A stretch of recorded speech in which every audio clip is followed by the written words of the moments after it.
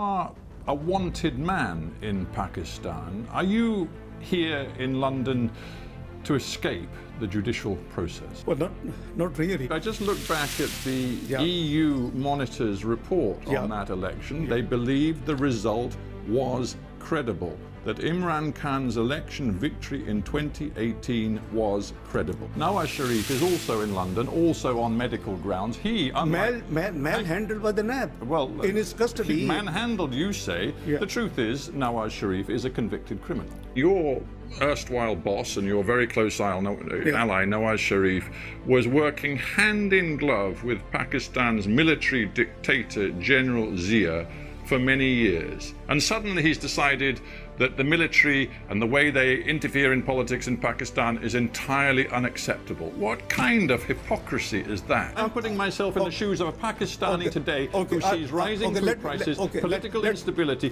geopolitical instability, and he wonders whether the opposition sitting in London, yourself and Mr. Nawaz Sharif, really have the interests of ordinary Pakistani people at heart. You and he put yourselves forward as leading voices in the opposition in Pakistan, demanding early elections and an end to Imran Khan's government. And I ask you, what credibility do you think you have? Recently tweeted a message saying that Imran Khan, and I'm going to quote your words, personified fascism.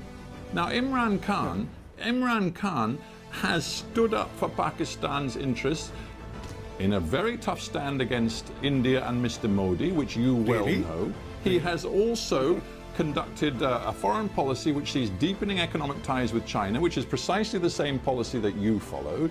He also is trying to use Pakistan's influence, it seems, to bring the Taliban to the peace table in Afghanistan. What is it about these policies that you think personifies fascism? I don't believe that there's ever been an election in Pakistan without some abuses where every single thing was conducted with freedom and integrity. That doesn't work in Pakistan. The truth is, Imran Khan has a democratic mandate. He's been in power for 2 years.